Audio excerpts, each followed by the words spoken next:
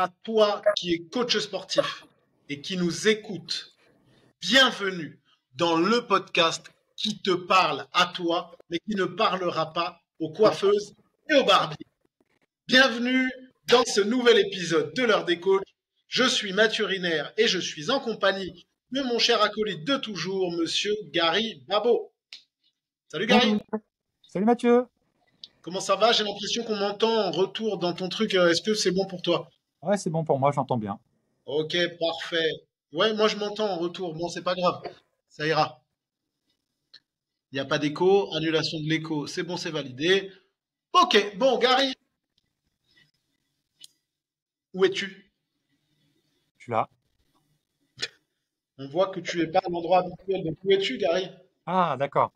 Je suis à Paris. Je suis à Paris pour un séminaire que Andy Poiron fait, donc à Paris, et c'est en marche du congrès du Fitness Challenge, Ok. du C'est magazine pas Fitness Challenge, en le marche magazine.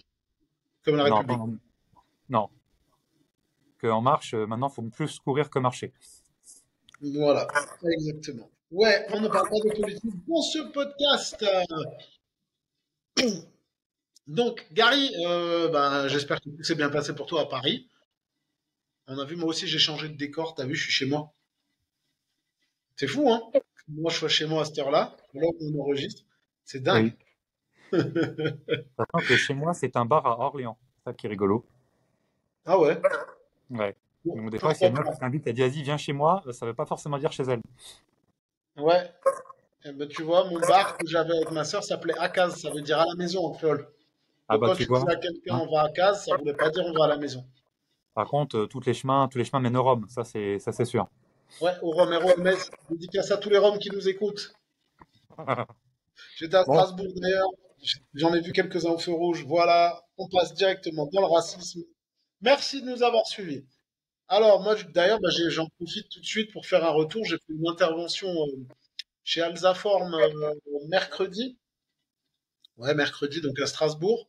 Merci à tous pour votre attention, hein, puisque maintenant on a des nouveaux followers, des nouvelles personnes qui nous écoutent. Merci à tous de votre attention. C'était hyper intéressant et ça me conforte dans l'idée que l'école de coach est à la bonne place au bon moment pour les bonnes personnes. Et quand je dis ça, c'est-à-dire que vraiment, je me rends compte que les coachs n'ont pas cette notion de la vente. Et non seulement ils n'ont pas la notion d'avoir besoin de vendre, mais en plus de ça, le syndrome de l'imposteur, il est assez présent, même vraiment très très présent. bah, on a déjà parlé, je crois, là, au niveau de la pyramide de l'apprentissage, bah, en fait, les coachs, à ce moment-là de leur cursus, en fait, ils sont inconscients, incompétents. Donc, ils sont totalement pas conscients que c'est quelque chose qui va poser problème plus tard. Et puis même, là aujourd'hui, ce matin, on a parlé beaucoup de la notion d'argent et la valeur de l'argent à l'éducation, de l'éducation à la française. Et en fait, on voit que on est très très loin. Ça se voit qu'on n'est pas des Américains, tu vois.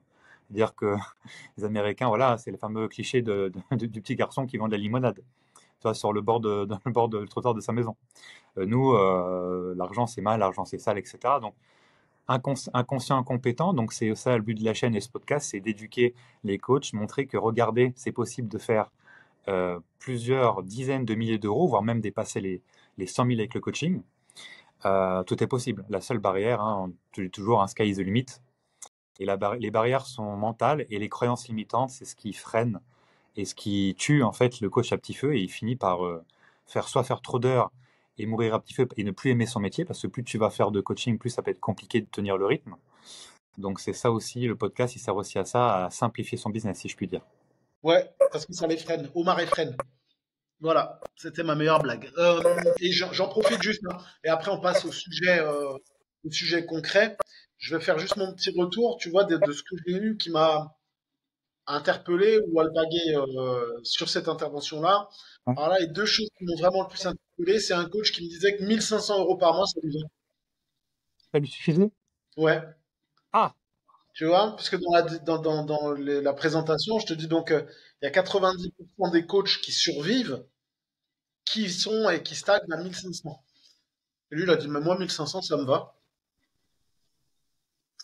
Donc, tu te rends compte déjà que ben, finalement, on n'a pas tous les mêmes objectifs. Après, c'est bien, si 1 500, ça lui va. Moi, je suis ravi pour lui, vraiment. Mais est-ce qu'on vit ou est-ce qu'on vivote avec 1 500 € par mois? pour avoir gagné 1 500 € par mois à l'ouverture du studio la première année, je te dis que tu vis pas, hein. Tu survis. Vraiment.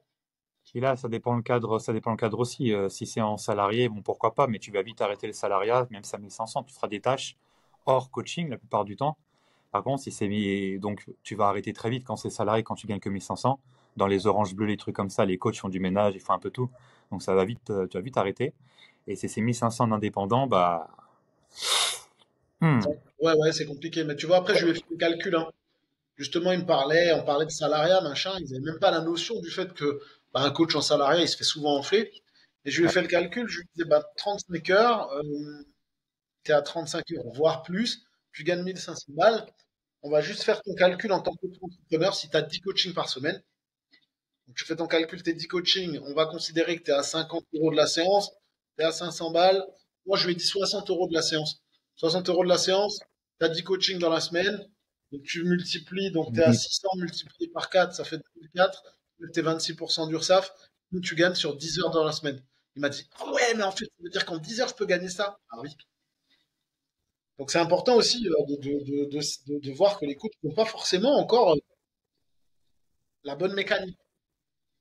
Et la ouais, deuxième chose qui m'a étonné, c'est qu'on parlait de la vente, on parlait du problème dur et d'être capable de faire franchir, de trouver la douleur pour apporter la solution pour vendre sur le long terme.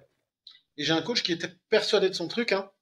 Après, dédicace à lui, merci si tu nous écoutes et merci parce que c'était hyper intéressant cet échange. Donc il me disait, moi j'ai pas l'impression d'être éthique dans ce que je fais, j'ai l'impression que je l'arnaque et que je le pousse au truc. Pourquoi il peut pas réfléchir? Je dis mais parce qu'en fait, tu comprennes que l'ego humain est dans le milieu dans lequel on travaille. À partir du moment où la personne elle repart et qu'elle n'a pas franchi le pas, elle ne reviendra pas. Oui, mais moi je veux qu'il puisse y réfléchir, machin. Oui, mais et là j'ai dû lui expliquer, ben oui, mais en fait quand tu sors de là, il y a les parents qui vont dire ça, il y a les conjoints, la conjointe qui va te dire ah, mais ça c'est cher, et tu vas transpirer, tu vas avoir mal, et tu devrais payer autre chose, machin. Et il avait vraiment pas conscience de l'importance de transformer de suite. Pour lui, c'était ouais, mais en fait j'ai l'impression de l'arnaquer. Je lui ai dit en fait, si toi tu as l'impression de l'arnaquer quand tu vends tout de suite, c'est simplement parce que il y a quelque chose dans ta façon de faire qui est pas éthique. Parce que si c'est éthique, t'as pas de gêne à le faire. Et c'est important pour les coachs qui nous écoutent de comprendre que si vous avez une gêne avec le fait de pas forcer une vente, parce qu'en fait, vous apportez une solution à un problème qui est réel. Si vous avez un problème avec le fait d'aller là-dedans, c'est que le problème, il vient pas de la personne en face, il vient de ce que vous allez lui proposer. C'est que soit vous n'avez pas confiance en ce que vous proposez, soit vous avez prévu de lui rendre du flanc, et dans ce cas-là, vous êtes un imposteur et changez. Donc, tu vois un peu le truc. ouais, totalement. Intéressant. C'était le même cas de figure. Il tutoie tout de suite. Je lui dis, mais pourquoi tu tutoies tout de suite? Prends-toi 15 secondes, demande à la personne si tu peux la tutoyer et t'as levé toutes les objections. Tu veux savoir la réponse? La réponse était, bah, de toute façon, s'il accepte pas que je le tutoie, j'ai pas envie de bosser avec lui. Ah, Et donc, je lui ai expliqué mon principe à moi de base, Mathieu Rinière, j'aime pas qu'on me tutoie sans me demander la permission. Pourtant, je suis pas quelqu'un de con, enfin, j'ai pas l'impression. Et j'ai dû lui expliquer ça pendant un moment avant qu'il comprenne que bah, vous vois et demande si tu peux tutoyer de suite et tu lèves une objection, plutôt que de te braquer dans ton truc de ah tu me laisses pas tutoyer, j'ai pas envie de bosser avec toi. Donc, c'était hyper intéressant et je te remercie. Je vous remercie d'avoir entendu ce que j'ai dit et je te remercie de m'avoir écouté. Mais je trouve que c'est important aussi d'avoir des retours tout de suite du terrain pour bien pouvoir sûr. travailler là-dessus aussi. Bref, c'est quoi le sujet du jour? Il faut sauver le soldat hôpital. Et pas il faut soulever. Parce que il faut soulever le soldat, c'est pas exactement la même chose. Mais c'est un film. Il faut sauver le soldat hôpital. Mais dis-nous-en un peu plus, Gary. J'ai fait un constat pendant plusieurs années, c'est qu'en fait, un public particulier prenait, pas facilement, mais avec plus conscience qu'un autre, que c'était important de se faire accompagner au niveau sportif pour sa santé.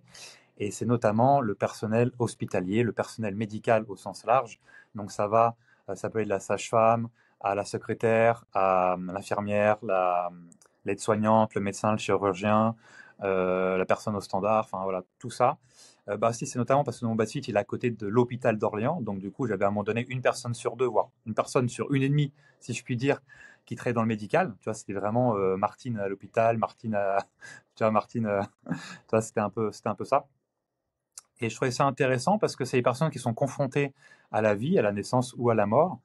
Et souvent, c'est les personnes qui s'oublient, c'est-à-dire que elles vont passer les autres avant elles, et malheureusement, bah, elles vont prendre de plus en plus de poids, elles vont manger leurs émotions encore plus. Donc, je trouve que c'est un public assez commun au final, c'est-à-dire que si vous écoutez dans n'importe quelle ville de France ou même en dehors, bah, ça existe.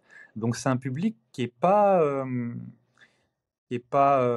compliqué, on va dire, potentiellement à convaincre, et surtout bah, qui voit le terrain et qui voit que si on a une mauvaise santé, le cholestérol, le diabète, ça peut arriver très vite, et puis juste la mort, point final, quoi. Et ces personnes qui vont se mettre de côté, et c'est qu'arrivé des fois bah, à la quarantaine, hein, la fameuse crise de la quarantaine, la midlife crisis, qui vont se dire, bon, pendant 40 ans, j'ai vécu pour les autres, j'ai pas vécu pour moi, je me suis laissé aller. Donc c'est le moment de prendre les choses en main, donc me faire accompagner. Les femmes étant plus à même de se faire accompagner que les hommes. Les hommes, et souvent, ils attendent le dernier moment, être au pied du mur pour s'y mettre.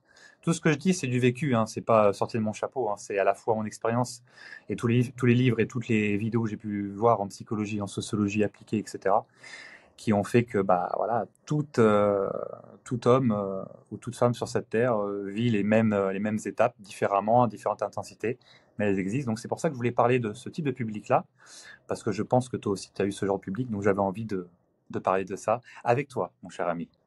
Ouais, ben, C'est bien parlé, hein. pour avoir, oui, bravo, pour avoir pas mal de ma belle famille dans le milieu hospitalier, j'ai conscience du truc. Une belle, attends, deux belles sœurs infirmières, une belle-mère infirmière, tu vois. J'ai conscience de tout ça. Alors déjà, de un, c'était bien beau de les applaudir pendant le confinement, mais maintenant tout le monde les laisse crever, malheureusement, les personnes hospitalières. Et ça me dérange déjà dans un sens. Et oui, le personnel hospitalier, malheureusement, a beaucoup conscience de l'importance de pas mal de choses, tout en étant inconscient de beaucoup d'autres choses.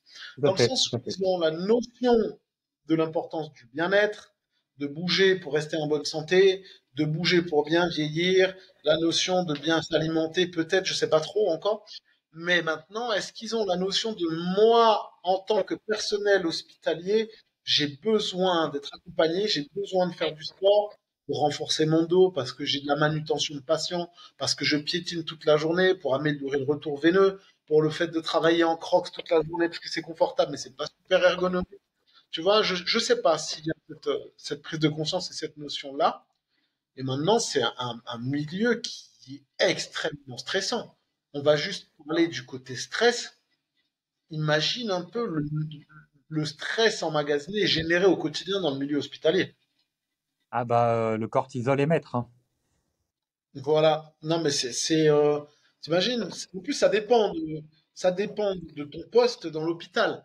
Mais on part de la simple ASH, donc à l'aide-soignante, à l'infirmière, à l'infirmier, au médecin, à la médecin, à l'anesthésiste, au chirurgien, au chef de service, au directeur d'hôpital. T'as tout le temps une pression parce que t'as la mort des gens, la vie ou la mort des gens entre les mains quand même. Tu vois, nous, on est là, on se dit, ouais, attention, s'il se fait mal au dos, c'est un mal de dos. Mais eux, derrière, c'est la mort de quelqu'un. Imagine un petit peu la responsabilité que c'est quand même. C'est ouf.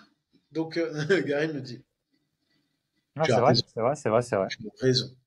Donc, ouais, ouais, c'est un milieu. Moi, j'ai eu la chance de toucher un peu le personnel hospitalier au début de l'ouverture du studio. Parce que justement, j'étais ouvert le matin et l'après-midi avec du free access. Donc, les infirmières qui travaillaient matin ou après-midi, les infirmiers réussissaient à venir quand même.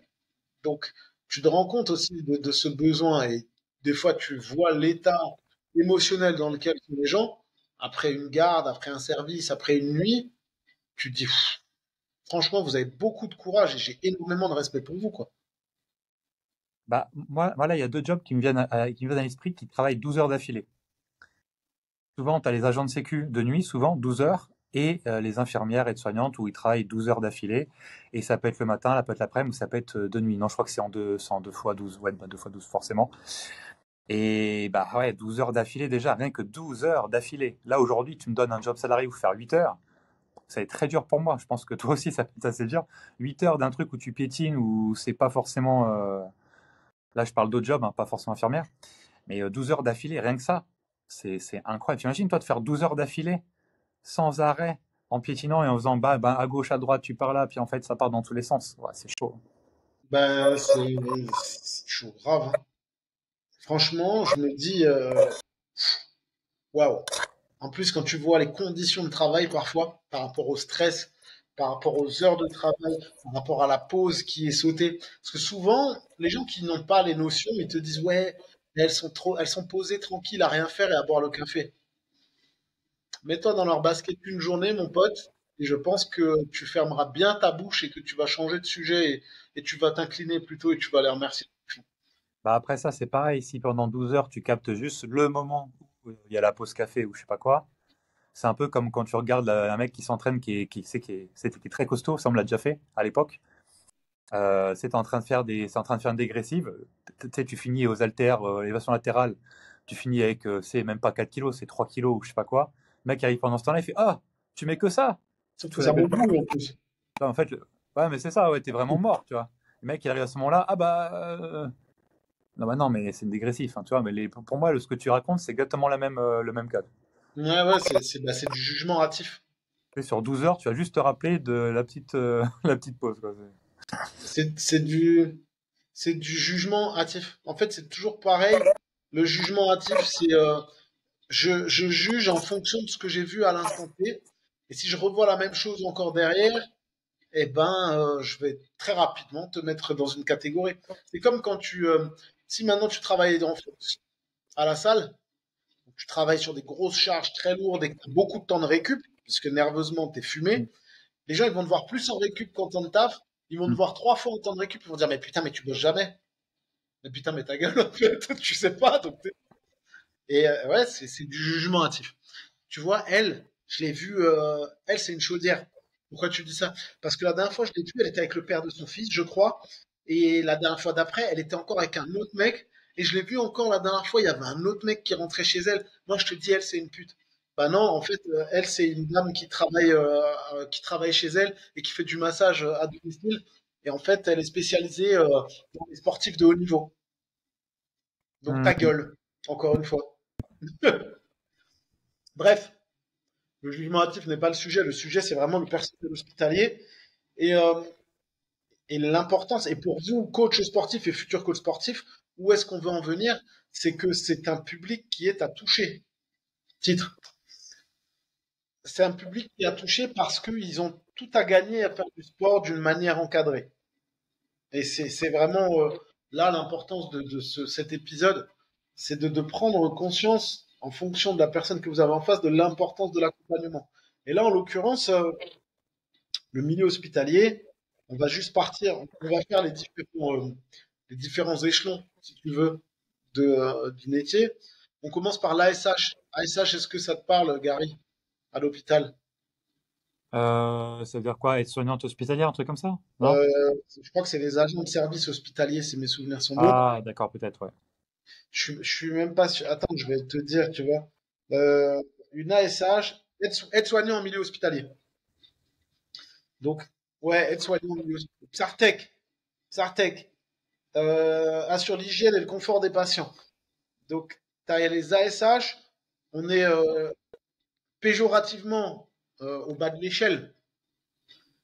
Donc, ça, c'est les personnes qui vont s'occuper parfois du ménage, hein, du nettoyage, de la manutention des patients, beaucoup de manutention de patients, déplacement, mobilisation, déplacement de charges, déplacement des lits d'hôpitaux, du mobilier, etc. Donc là, tu es sur déjà quelqu'un qui a la pire tâche du monde, c'est-à-dire lever des gens. Et nous, Qu'est-ce que tu fais ouais, dans la vie? Qu'est-ce que tu fais dans la vie? Moi, je lève des gens pour vivre. C'est ça que je fais comme profession. voilà, Francis Ngannou. Mais imagine-toi un peu ton travail, c'est de bouger des gens, de déplacer des gens, mais qu'on ne t'a pas sensibilisé et aux gestes et postures. Et en plus, à force, t'en as un peu plein le cul.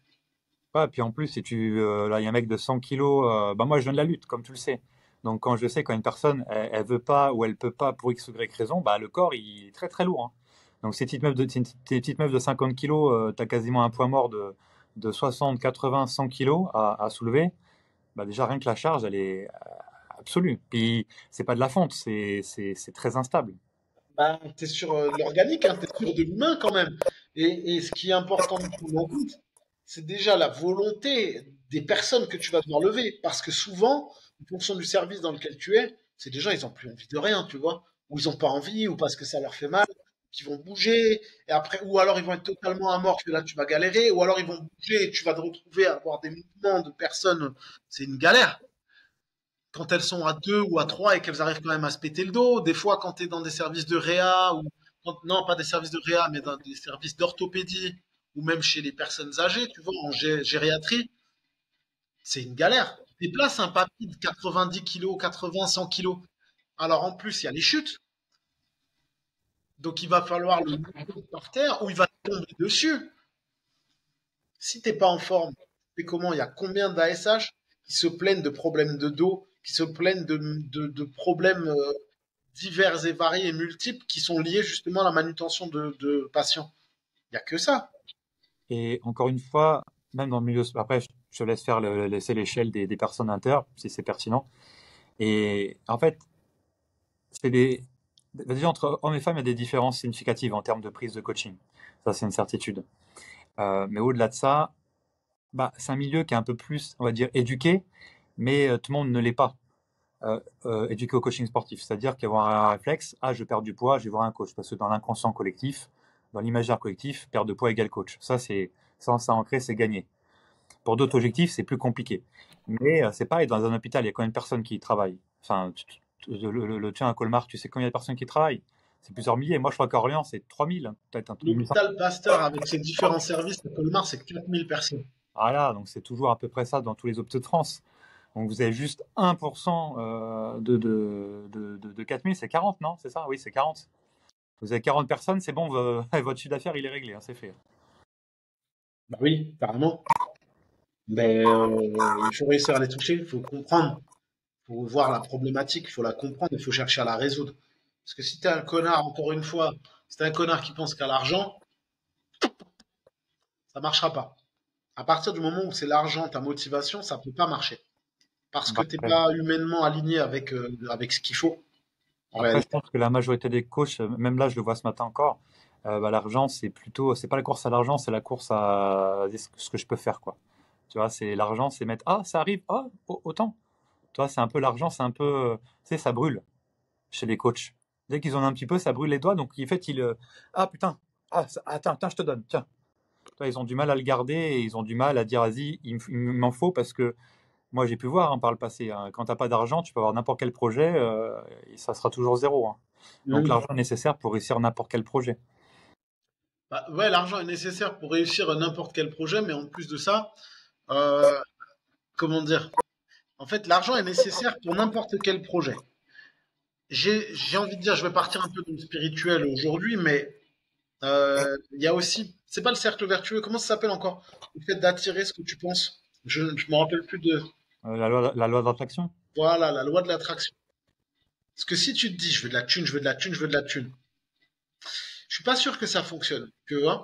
Par contre, si ton objectif c'est de te dire, je veux gagner ma vie, mais en faisant quelque chose là où je suis éthique dans ce que je fais et ça marche, j'ai vraiment l'impression que ça marche un peu mieux quand même, tu vois. Parce que je connais pas mal de monde qui ont réussi à gagner de l'argent dans ce milieu, mais tous ceux qui étaient des connards finis, il y a un moment ou un autre, ils vont se retrouver ou à galérer ou à carrément se ramasser la tronche. Parce que si tu oublies la base de ton métier, c'est-à-dire l'humain, bah, en fait, tu vas te péter la gueule, hein, c'est sûr et certain. Ouais, c'est une sorte de karma qui arrive à mesure, en fait. Ouais, C'est le c'est karma. c'est ça. En fait, tu t'oublies rapidement, je pense, parce que l'argent, ça a aussi une saloperie. Donc, c'est bien de gagner de l'argent, mais en fait, si tu le gagnes soit trop vite, trop rapidement, tu gagnes en notoriété trop rapidement, etc., ça te Ouais, bouffe c'est un peu le ça. cerveau. Bah, il y a quelques années, on pouvait voir ça avec les gens de télé-réalité. Tu vois, ils étaient personnes et au bout de un mois enfermés entre quatre murs, leur notoriété explosait et quand ils sortaient, laisse tomber. Donc ça, c'est trop dur. C'est comme quand tu gagnes, quand tu deviens euro million ou loto, tu gagnes. Bah, maintenant, ils ont vu que déjà 90% des gens, une fois qu'ils ont gagné à un truc du loto, de l'euro-million, bah, ils perdent 100% de leur argent derrière. Parce ils ont un train de vie qui sont incommensurables. Et aujourd'hui, tu as la FDJ qui donne pas l'argent tout de suite, c'est-à-dire qu'il va les former d'abord pour gérer leur argent. Tu vois? Pour te dire. Parce que quand tu l'as pas gagné euh, de ton propre travail, bah, c'est de l'argent qui brûle encore plus, quoi. Tu as envie de le dépenser, vas-y, tu n'as rien fait, t'as pas fait. L'argent est corrélé à l'effort que tu fournis pour l'avoir. Ouais, Si par mais exemple, si par exemple, au début de la vidéo tu disais là, il y a une personne à 1500, ça lui suffisait, c'est-à-dire que pour lui, sa valeur à l'heure, donc elle est corrélée à l'heure, c'est 10 euros, quoi. Donc après, bon, avec aujourd'hui, tu fais pas grand-chose. À 10 euros heure, c'est que ta valeur, elle est très faible. c'est ça. Faut prendre conscience. Après, tu sais, une remarque, c'est salut Malik, si tu nous écoutes, j'espère que tu m'écoutes. Grosse dédicace. Il m'a dit, c'était génial parce qu'il m'a dit, j'ai connu un coach qui a arrêté son métier, il travaille maintenant chez Boulanger, mais il roule en BM. Je sais quoi? Il travaille chez Boulanger, donc Boulanger, voilà, mais il roule en BM. D'accord. Donc Et en je lui fait, ai dit, mais ça veut dire quoi? Il m'a dit, bah il est bien. Je lui ai dit, mais tu sais, je roule en BM aussi, hein. Ça veut rien dire la voiture dans laquelle tu roules. Est-ce que tu préfères rouler en Twingo et être heureux dans ce que tu fais, ou est-ce que tu préfères bosser chez Boulanger ou faire un truc que tu n'aimes pas et rouler en BM? et Mon puis choix, il est vite choisi. il faut toujours se rappeler, la France est un pays de m'as-tu vu? Donc je vais avoir la plus grosse voiture possible, même si je gagne pas forcément autant bien ma vie. Parce qu'il y a le paraître en France, il est très fort. Depuis des mois, je vois ça, c'est abyssal, hein. Il y a des gens, tu leur parles, comme on dit à chaque fois dans le podcast, hein. Je gagne 1500 euros, j'en dépense 3000, hein, tu vois, les gens, c'est ça aujourd'hui. Donc à un moment donné, Mm. Ouais, bon après moi je roule en dessous. On va peut-être me dire que je me la pète, mais non, sinon je roulerais en Macan, en Cayenne, en machin. C'est juste que je transporte ma putain de tondeuse à gazon, le coffre de ma bagnole pour aller tondre le gazon du studio. Je fais du snowboard, donc il faut que je puisse mettre ma planche et mes affaires quand je pars au snow. J'ai un enfant, donc il faut pouvoir mettre une draisienne, un machin, un truc. Et en plus, vu que je suis tueur en série, à mes heures perdues, il faut que je puisse déplacer un corps rapidement. Le X1, c'est vraiment le compromis idéal, donc c'est parfait. c'est ça. Donc Mathieu, c'est le nouveau Dexter de Colmar. Ouais, non, mais tu rigoles, mais tu sais que je peux pas m'asseoir dans une voiture normale. Je suis obligé de rouler en SUV parce qu'avec mes hanches pourries, je m'assieds comme une femme en jupe. C'est-à-dire, Les filles qui roulent, qui se mettent en jupe, vous voyez de quoi je parle en plus. Tu sais, la jupe, t'es obligé de t'asseoir sur le côté et de tourner pour rentrer tes jambes dans la voiture. Et moi, avec ma ah, mobilité de hanche, je suis obligé de rentrer de la même manière. Et parce que des fois, je mets des jupes. d'accord, elle va très bien. N'hésitez pas en commentaire à mettre jupe pour voir si vous êtes encore là et mettre 5 étoiles sur Spotify et bien sûr un like sur YouTube. Ça fait Et vous plaisir voyez, parce que c'est le premier épisode de la saison 2. Donc n'hésitez pas à aller voir la saison 1, c'est la saison 2. Donc là, c'est le premier épisode. Donc let's go. et surtout, ça fait un an, joyeux anniversaire à l'heure des coachs. Hein. Je vais venir Eh ça lors oh, du coach. merci, l'heure des coachs. Ouais, ouais. Eh oh, coucou! Bon, bref, on continue. Bien sûr. Mais Donc on disait déjà ouais que il y a de quoi faire, peu importe machin, mais qu'il faut pas oublier l'humain. Si tu fais ça que pour la thune, va bien te faire foutre. Bref, non c'était quoi la semaine dernière? Je disais va te faire mettre. Je continue ouais, avec va te faire mettre. là c'est la suite, c'est la saison 2 de Va te faire mettre. Voilà, va bien te faire mettre. Bref, donc on a les ASH qui rencontrent ce type de difficultés. Ensuite on a les infirmiers. Tu as aussi de la manutention, un peu moins quand même, mais tu as quand même de la manutention. Tu as beaucoup de boulot là où tu es penché en avant, là où tu dois préparer tes trucs, tes piqûres, tes machins, etc., tes soins, ton chariot pour faire les soins, etc. Donc il y a beaucoup de postures inclinées vers l'avant et c'est pas ergonomique. Tu vois, comme en cuisine à l'époque, quand tu avais les plans de travail qui étaient très bas et que tu étais vraiment penché en avant, bah là, tu as le même cas de figure. Et l'infirmière ou l'infirmier, il y a beaucoup de piétinement, beaucoup de piétinement et beaucoup de marche aussi finalement. Et dans des chaussures qui sont pas les plus ergonomiques du monde, parce qu'on sait que dans le personnel hospitalier, on marche beaucoup en Crocs, Ouais.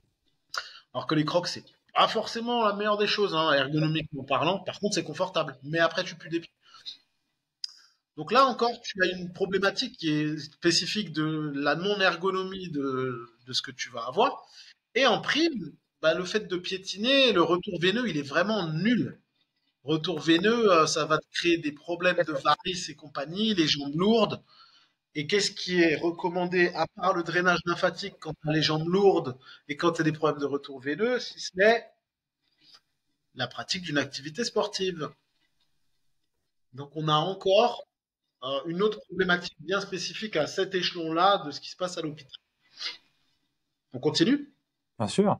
Ou tu veux rebondir? Non, Titre. non, tu peux y aller. Après, on peut aller voir les IBOD aussi, les infirmiers, les infirmières de bloc opératoire. Donc là, c'est encore différent. Parce que là, tout est aseptisé et là, tu piétines de ouf. Là, tu piétines de ouf. L'IBOD, pour ceux qui voient pas, je vais vulgariser le truc parce qu'on est sur un truc de coach et pas dans le milieu médical. Euh, scalpel, scalpel, compresse, compresse, tare flambé. Ça, c'est l'IBOD. L'IBOD, c'est celui qui va se déplacer un peu partout dans la salle d'opération pour que le chirurgien il soit focus uniquement sur ce qu'il a à faire. Tac. Donc l'IBOD, ouais, c'est pareil. Piétinement énormément et aussi la posture qui est pas la bonne. Donc, en fait, tous les infirmiers vont avoir le même problème. Et en fait, et là, je suis en train de vous donner des tips, hein, parce que le jour où vous allez aller démarcher un hôpital, vous connaîtrez exactement les problématiques de chaque personne de l'hôpital et de chaque personnel de l'hôpital. Après, après ça, bah, on a les médecins urgentistes qui dorment mal parce qu'ils t'enchaînent des gardes de je ne sais combien, qui se baladent dans les trucs et qui sont éclatés aussi. Donc, pour lutter contre la fatigue, qu'est-ce qu'il y a de mieux que le sport? En plus, l'urgentiste, il est hyper stressé. Quoi de mieux pour lutter contre le stress que le sport? Je ne vous dis que ça. Et plus tu montes, et plus en fait le stress, il est important. Médecin, médecin urgentiste, etc. Ça monte. Chirurgien, on est encore au-dessus. Parce que le chirurgien, lui, il se doit d'être en condition physique pour pratiquer ce qu'il fait. Hein. Il suffit juste d'être en mauvaise forme et tu peux foirer une opération et ce serait vraiment dommage. Donc lui, il a besoin de lutter contre le stress et il a besoin de rester en forme physique et d'être alerte. Donc tu peux travailler sur sa dextérité, par exemple, tu peux travailler sur plein de choses. Donc il y a plein de choses intéressantes à mettre en place. Et après, tu as les chefs de service. Et là, on est non seulement sur du chirurgien, mais du chirurgien encore très haut. Donc en plus de tout ça, il y a le stress de la gestion de tout le reste. Donc encore une fois, il va falloir travailler sur la notion de stress qui est très très importante. Et après, on n'oubliera pas toutes les autres personnes qui travaillent dans les RH, les machins, à la cantine. Toutes ces personnes-là, c'est des gens qui ont besoin de faire du sport. Hein. Et tu traites avec la mort tous les jours. Même si toi, tu travailles à la cantine de l'hôpital et que ça influe pas sur ton truc à toi, bah, les personnes que tu auras en face de toi, qui vont te parler, qui vont t'expliquer aussi, ce sera pareil. Donc, pas facile. Vraiment pas facile. Et comment tu ferais pour vendre particulièrement à des personnes justement du bas de l'échelle jusqu'à un peu plus haut? Comment tu vendrais et quel argument tu mettrais en place pour convaincre tout simplement? Bah, déjà, l'importance de prendre soin de son corps en tout premier. Avant d'attaquer la corrélation, moi je parlerai déjà de l'importance de prendre soin de son corps. Et ensuite, j'irai les sensibiliser sur le fait que eux, normalement, doivent être au courant de tout ça. Ouais. Tu vois? D'aller amener l'importance du bien-être des bienfaits du sport, tout en précisant bien bah, que normalement, au vu de là où ils travaillent, ils sont déjà au courant. Et après, aller les amener sur, bah, justement, si tu es au courant, comment ça se fait que tu l'as pas encore mis en place? Et de parler de l'importance et de l'urgence de mettre ça en place dans son activité, quoi. Là, dans son quotidien, en tout cas. Bah, C'est vers là que j'irai, moi. c'est vrai que le problème fondamental des personnes qui travaillent dans le social et du coup pour les autres, c'est qu'elles s'oublient. Donc c'est vrai que une fois en face à face, justement, la notion, comme Mathieu l'a déjà dit justement dans la saison 1, donc allez filer la voir si vous tombez sur nous à ce moment-là, c'est la notion de non-assistance à personne en danger. Je pense que l'utiliser à ce moment-là euh, est très forte et encore plus corrélée parce que c'est encore plus concret pour ces personnes qui travaillent auprès de patients. Donc si tu peux Ouais. rappeler ce que c'est exactement cette notion-là que tu utilises pour pouvoir vendre ton coaching et surtout éduquer. Très La fort. non-assistance à personne en danger, mais en fait, j'utilise même pas forcément plus pour vendre, mais plus pour sensibiliser les coachs à ça. Mais la non-assistance à personne en danger, c'est-à-dire que pendant que vous êtes là à vous dire oui, mais je veux pas le forcer, peut-être qu'il a besoin d'autre chose. Si vous ne lui faites pas prendre conscience du problème et de la douleur que ça va engendrer et de ce qu'il peut y avoir comme suite qui soit pas super cool pour lui, ben, en fait, cette personne, si vous ne la sensibilisez pas à ça, aux risques futurs et à ce qui peut lui arriver, c'est de la non-assistance à personne en danger. Pourquoi? Je reprends toujours le même exemple. Bah, j'ai des problèmes cardiaques.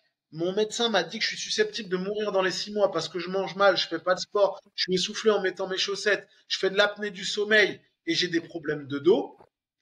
Ah d'accord, tu veux réfléchir? Ouais, je vais réfléchir. D'accord, je te laisse partir. Hop, 2 semaines après, ça va manger au Burger King. Ah, j'ai une petite douleur au cœur. Boum, arrêt cardiaque. Donc toi, tu as laissé partir cette personne il y a 2 semaines en lui disant, ouais, non, mais vas-y, réfléchis, prends ton temps, il n'y a pas de problème. Cette personne-là, elle n'a pas réfléchi, elle est retournée dans son quotidien et elle a fait un arrêt cardiaque et elle est morte. Donc ta non-assistance à personne en danger, elle est là. C'est-à-dire que la personne, elle est venue te voir, elle a manifesté un intérêt pour ton accompagnement et pour la pratique sportive. Donc elle avait pris conscience, une infime partie d'elle avait pris conscience de l'importance euh, de pratiquer une activité sportive. Mais toi, tu lui as dit, ok, réfléchis. Donc tu l'as pas sensibilisé à l'importance que ça allait avoir dans sa vie. Et elle, en repartant de chez toi, vu que tu n'as pas eu l'impact suffisant, bah, elle s'en va, et elle reprend son petit quotidien, ses petits travers, et elle te fait un arrêt cardiaque. Génial. Qu'est-ce que tu as gagné? Rien. Qu'est-ce que la personne a gagné? Rien, puisqu'elle est morte. Donc, le fait de laisser repartir quelqu'un qui a exprimé des gros problèmes, comme on disait à l'instant, c'est de la non-assistance à personne en danger, parce que vous auriez pu, pas la sauver, parce qu'on ne se sauve que soi-même, mais vous auriez pu l'accompagner à un changement qui soit réel, qui lui aurait permis de rester en bonne santé. Ouais, c'est exactement ça. Et merci. Ça va faire beaucoup de valeur pour les coachs qui nous écoutent parce qu'ils ont tendance à laisser, de mon avis, trop facilement partir les gens. Surtout, je réfléchis, ils prennent vraiment au premier degré. Et s'il y a bien une chose qu'il ne faut pas prendre au premier degré, c'est bien je réfléchis. C'est-à-dire que la personne ne va pas réfléchir. Vous allez réfléchir sur ah, j'ai peut-être quelqu'un qui va me prendre du coaching dans une semaine, dans un mois, dans 3 mois. En fait, non, ça n'existe pas. Il faut arrêter de se mentir. Un des problèmes de l'être humain, c'est qu'il se ment énormément à soi-même. Il sait qu'il est dans la merde, mais il reste dans la merde parce qu'en fait, bah, c'est une sorte de confort. Donc ça, il faut passer à trappe. Les meilleures personnes, ces personnes qui arrêtent de se mentir. Quand on n'est pas bon en vente, on se forme en vente. Quand on n'est pas bon en prospection, on se forme en prospection. Quand on n'est pas bon, on n'arrive pas à faire d'argent, on se forme au business. Et si notre environnement il est mauvais, on change d'environnement. Et si on veut, par exemple, il y a un coach près de nous qui gagne, je sais pas, 5 000 € et c'est ce qu'on veut, et ben on va faire en sorte de demander le max d'infos. On va essayer de traîner avec lui. On va essayer de, je sais pas, mimer, singer son comportement, ce qu'il dit, ce qu'il fait. Et c'est ça qui va emmener au fait qu'on va y arriver aussi. C'est aussi simple que ça. Tout est une question d'environnement. Et je comprends encore plus aujourd'hui à 30 ans pourquoi les parents ils avaient ce truc du ah, surveille tes fréquentations. Parce que tes fréquentations peuvent t'emmener au plus bas, plus bas, plus bas, comme au plus haut. Mais bon, généralement, les fréquentations, surtout quand on est adolescent et tout ça, c'est souvent plutôt l'inverse. Et on comprend ça qu'une fois qu'on est un peu plus vieux et qu'on a côtoyé le béton. Ouais, J'ai quitté l'école. Bien sûr, vous avez reconnu quelques verres de la section d'assiette. section d'assaut. La session d'assiette. Ouais, ouais, c'est surveille tes fréquentations. Celle-là, je l'ai connue. Mais c'est pas ma mère qui m'a dit ça, hein. C'est les gens qui disaient ça de moi. Pourtant, j'étais un gentil, hein. J'étais un gentil, j'étais pas méchant, j'étais pas un petit con, j'étais respectueux, mais j'étais noir! Ah, ouais, fais attention, ils mangent des gens, ces gens-là, quand même. Ils mangent des êtres humains, c'est important de le noter. C'est pas vrai? Ah ouais, si, on mange des êtres humains, on se balance de branche en branche avec notre sexe énorme et on est vecteur du sida à 100% de la population. Ouais, ouais, c'est nous. Et en plus, vous savez pas nager. Ouais, exactement. Et on zouk, et on sent fort la transpiration et puis voilà, et on profite des allocs. C'est pas mal. Alors à tous les parents qui ont dit ça à leurs enfants, qui maintenant sont des putains de chômeurs qui continuent de fumer du shit et rien d'autre, je vous emmerde et en fait je vous passe bien le bonjour. Allez, voilà, ça c'est dit. Ah Ah putain, bah, tu sais, j'adore. Ah putain, tu j'adore. sais, là, bon là, c'est petit aparté. Voilà. Après, il y a beaucoup d'auditeurs qui vont nous comprendre, mais énormément de familles françaises et blanches, il y a la fameuse phrase du surtout tu me ramènes pas un noir ou un arabe à la maison, tu vois. C'est une phrase dans tous les repas de famille depuis qu'on est en fait, tu vois. Sauf qu'en disant ça, le cerveau comprend pas en négation, il y a de fortes chances que ton fils ou ta fille fasse l'inverse de ce que tu as pu dire. Ça, Bah, c'est des phrases, ça, c'est des phrases classiques que j'entendais. Mes clientes et mes clients, c'est des phrases classiques. Et c'est les parents, grands-parents, tantes, oncles, ce que tu veux, quoi. C'est quelque tu chose vois ce qui est, de tu vois classique, un truc culturel, marrant? Tu culturel vois un même. truc marrant, Gary?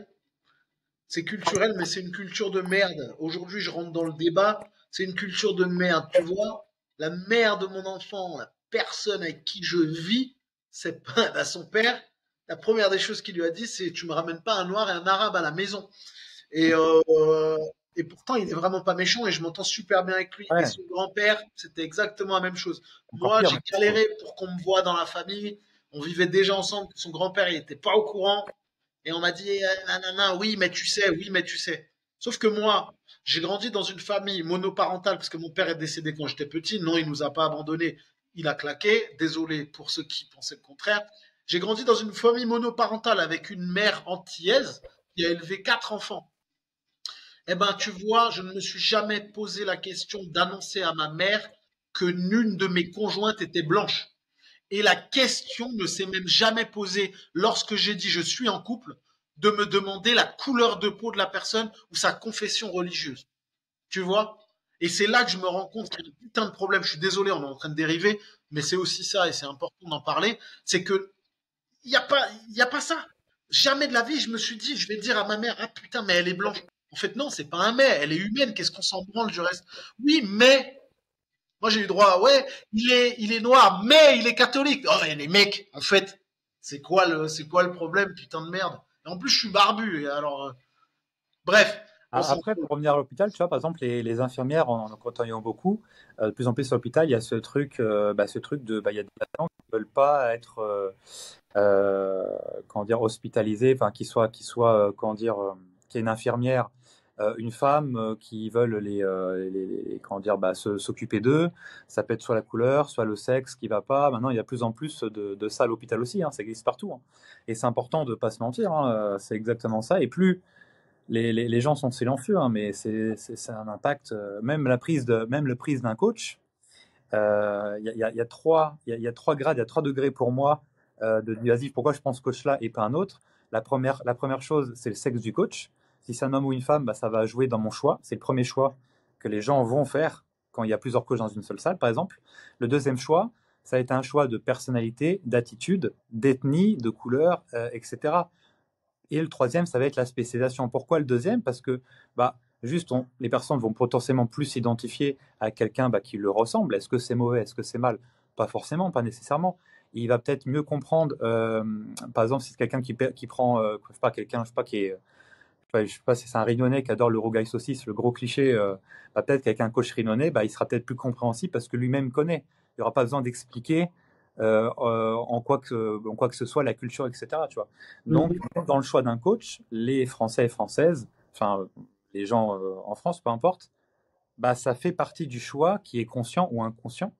Et le fait de le savoir et de pas genre ah bon non, dans toute notre vie ça s'est mieux passé avec un homme ou une femme pour le permis, peut-être moi c'était le cas, tu vois, ça s'est mal passé avec une femme dans le permis, je me suis vu qu'en fait j'ai plus besoin d'un homme dans le cadre du sport pour me bouger. Une femme, c'est pas, ça va pas être il y a peu de chances que ça aille jusqu'au bout, quoi. Bah, oui, c'est des petites.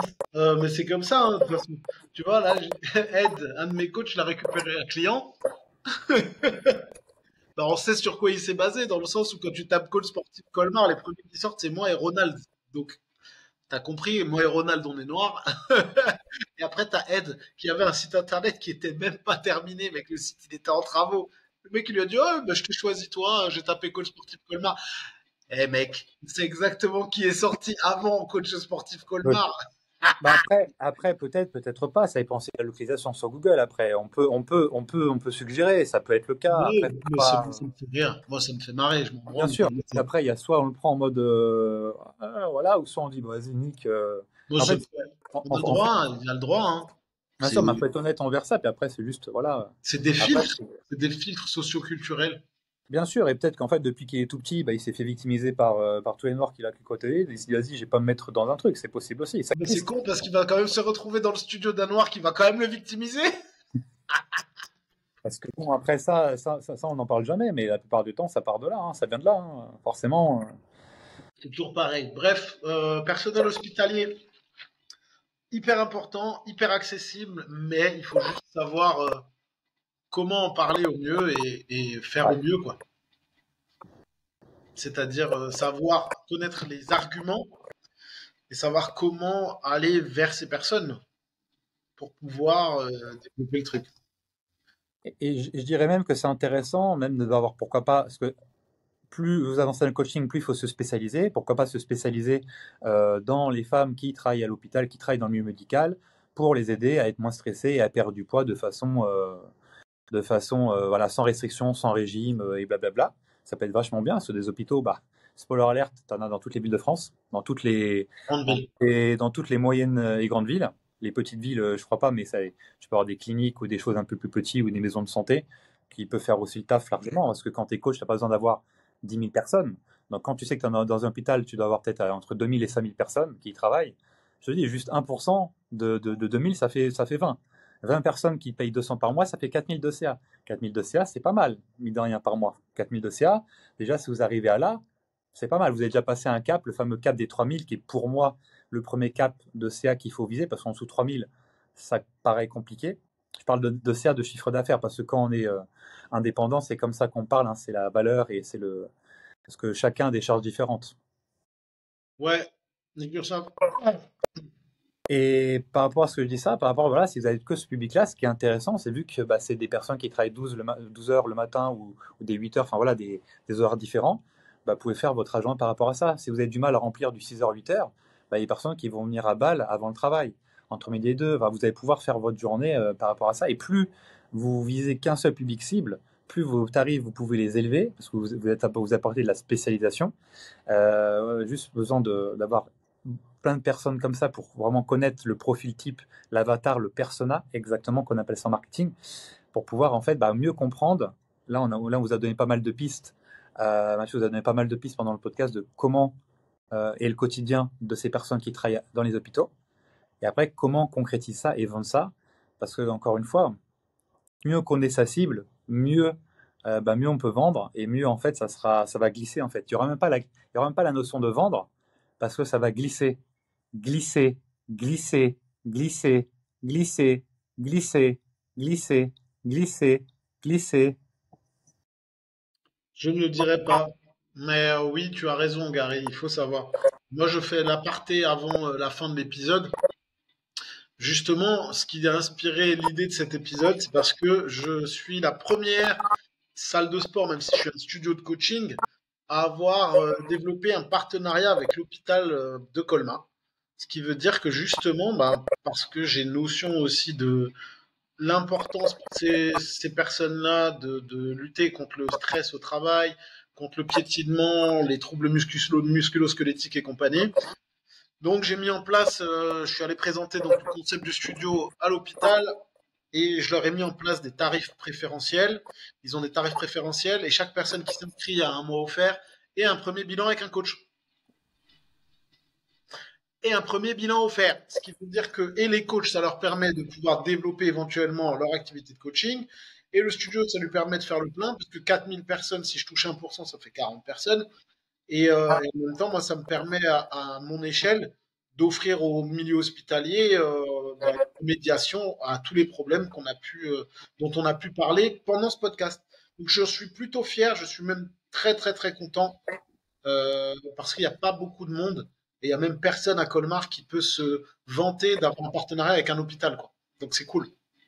Et comment tu as fait justement pour en arriver là? S'il y a des coachs qui veulent aussi avoir le même genre de résultat que toi, comment tu as fait pour que ça arrive en fait? Parce que ça m'a l'air, waouh, faut oser. Faut oser, c'est pas facile. Après, bah, si tu commences à toucher des personnes du milieu hospitalier, tu arrives peut-être plus facilement à obtenir des contacts au sein de l'hôpital. Et après, bah, tu vas, en fait, c'est comme tout, hein, tu portes tes couilles et tu vas et tu vas demander, hein. Tu vas demander, tu rentres dans l'hôpital, tu demandes le service des RH ou tu demandes le service du CE ou du personnel et tu expliques. À partir du moment où tu sais expliquer, tu sais pitcher ton activité et les bienfaits que ça va représenter, eh ben, tu y vas. Et en fait, c'est comme tout, si tu y vas et que tu dis, bah, ça va pas marcher, ou j'ai pas eu de réponse, ça marchera pas. Par contre, si tu y vas, que tu tartines une oreille, deux oreilles, trois oreilles, t'envoies des mails, tu récupères des numéros de téléphone, t'appelles, tu relances, tu relances, tu relances, bah, il n'y a pas de raison que ça marche pas, en fait. Fais-toi confiance et vas-y, quoi. Là, tu as parlé de quelque chose d'intéressant, c'est le pitch, justement. Et on a pu le voir en formation à Colmar, et peut-être moi, je pense plein de fois à Alsaform ou Académie, et même moi à Formasat, tu vois, dans les centres de formation dans lesquels on vient pour présenter un peu l'école des coachs. C'est que les coachs, en fait, ne savent pas pitcher leur activité, ils savent pas pitcher, et quand ils pitchent, quand ils arrivent à tenir la durée, 60 secondes, 90 secondes, enfin peu importe, en fait, c'est pas du tout, enfin, tu t'endors, quoi. Souvent, c'est ce que j'ai pu voir. Enfin, oui, je suis coach sportif, et ce qu'ils mettent après, il y a des fois rien. Et en fait, ça capte pas. Il faut capter l'attention. Donc, c'est pour ça, je pense que dans les formations, il faudrait que ça soit beaucoup plus vivant et beaucoup plus apprendre à capter l'attention des gens. Parce que si tu dis juste, je suis coach sportif, oui, ok, ça va attirer un peu de lumière sur toi, mais ça parle pas au public cible. Tu vois, si tu coaches les personnes justement de l'hôpital, je pense que toi, je te connais, hein, donc t'es pas arrivé en mode, voilà, en touchant les deux doigts, en mode, bonjour, je suis Mathieu Riner, euh, je suis coach sportif, euh, j'ai déjà eu des personnes de l'hôpital, et faire du sport, c'est bien. Parce que là, voilà, j'extrapole, mais il y a des discours, c'est comme ça qui sont dits, ou c'est comme ça, en tout cas, qui sont vus par l'audience, surtout. Ah oui, mais en fait, si t'es pas éloquent et que tu sais pas de quoi tu parles et que t'as pas des termes généralistes qui parlent à tout le monde, ça te sert à rien. Déjà, il faut savoir vulgariser. Vulgariser. Parce que, en fait, si tu emploies des termes à la con que personne ne comprend à part les autres coachs, ça te sert à rien. Ton but, c'est de te vendre, mais pas aux autres coachs sportifs. C'est comme les gens qui me font rire, les coachs qui disent oui, la scapula, le machin, mais en fait, on s'en branle. Ouais, tu vas travailler ton deltoïde antérieur, je m'en branle, en fait. Je veux travailler mes épaules, ta gueule. Pas Tu les vois? couilles. Voilà, non, c'est important de comprendre. Il faut savoir vulgariser, savoir de quoi on parle, mais que ce soit accessible à tout le monde dans la compréhension. Parce que si tu dis aux personnes, oui, alors, moi, je vais t'accompagner dans la lipolyse de cette manière, tu vas lutter contre les TMS et en fait, ça te permettra. Non, non, non, bah non, ça marche pas. Donc il faut savoir vulgariser. Moi, je suis arrivé là-bas. Après, j'ai une chance aussi, c'est que j'ai touché des personnes de l'hôpital qui sont suffisamment haut placées pour me trouver des numéros de téléphone qui me permettent d'avoir des contacts. Après, j'ai bossé pour y arriver, tu vois. Si j'ai des chefs de service et des médecins urgentistes qui viennent chez moi, c'est peut-être que justement le concept leur a plu. Donc j'ai pas à me rabaisser et je suis fier de là où je suis arrivé et je me remercie d'y être arrivé. Voilà, je remercie les autres, mais je me remercie moi-même. Et en fait, je suis arrivé là-bas parce qu'on avait rendez-vous avec ma présentation sur ordinateur avec des termes qui parlent à tout le monde, une vulgarisation qui parle à tout le monde, et avec vraiment un speech qui est destiné au personnel hospitalier. Pour leur parler de justement, je sais de quoi vous parlez, je sais ce que vous rencontrez comme problème, j'ai parlé de troubles musculo-squelettiques, j'ai parlé du piétinement, j'ai parlé du stress au travail, j'ai parlé de l'importance du retour veineux, de la difficulté de machin, j'ai parlé de tout ça. Et en fait, notre partenariat, il est destiné à ça, à lutter contre le stress du travail, les troubles musculo-squelettiques et tout ce qui peut être engendré par les statures debout, les positionnements, les machins. Donc j'ai vraiment axé là-dessus et notre partenariat, il est là-dessus parce que c'est les réels problèmes rencontrés. Mais je suis pas allé en parlant un langage que personne ne comprend. Non, c'est ça qui est fort, et je le vois de plus en plus. Et c'est pour ça que dans nos prochaines formations en présentiel notamment, il va y avoir de plus en plus de pitch et vraiment de travail de terrain pour expliquer le plus facilement et en vulgarisant, en simplifiant aussi également les termes, comme tu viens si bien de le dire, parce que c'est un véritable problème qui touche la masse de coachs en fait. La masse de coachs, même les miens dans mon équipe, ils ne savent pas faire ce travail-là, ou très mal, ou très peu, tu vois. Et ça, un vrai problème, parce que si tu parles pas le même langage avec la personne, c'est comme si tu parlais, là, tu parles je parle à une infirmière. Si tu commences à lui dire des termes trop techniques et tout ça, c'est comme si tu parlais dans une langue étrangère pour elle, tu vois. Et encore une fois, on arrive toujours au même constat, c'est ton monde n'est pas le monde des autres, encore une fois. Mm. Pour la personne, et là, en plus, tu as fait un bon exemple, c'est vraiment ça. C'est comme si tu lui parlais en mongol alors qu'elle comprend que le français, tu vois. C'est du déchiffrage pour les gens. En fait, les coachs, ils veulent être trop techniques. Alors tu vas me faire des tours tu vas voir, mais il faut que tu sentes ton grand dorsal. Donc Et, là, ce que tu fais, tu vas me faire un scap pull-up. Et une fois que tu auras fait le scap pull-up, en fait, tu vas voir, il faudra juste que tu fasses un peu de keeping pour que ça puisse passer. Et à ce moment-là, on rentre le muscle up. et justement, je rebondis sur ça, c'est une preuve. Déjà, je dis à chaque fois, il faut changer de vocabulaire, c'est hyper important, donc là, c'est le cas aussi. Mais surtout, en disant ça, les coachs, qu'est-ce qu'ils veulent? Qu'est-ce qu'ils veulent faire paraître?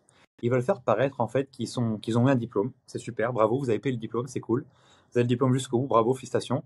Et c'est surtout, c'est le syndrome de l'imposteur qui se livre d'une façon différente. C'est regarder, c'est pour se convaincre qu'en fait, le diplôme, il a servi à quelque chose, que, en fait, je suis professionnel, je sais des trucs que toi, tu ne sais pas.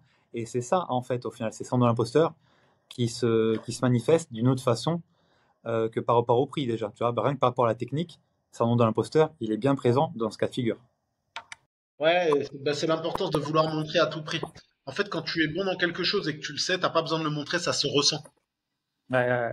Je sais pas si tu vois ce que je veux dire. Un mec qui va dire à une nana, ouais, bon, je prends des exemples dégueux. Ah putain, mais je vais te faire jouir comme jamais. Je vais te faire 25 orgasmes. Ça va être la baisse de ta vie, mais tu sais même pas, tu vas tellement kiffer.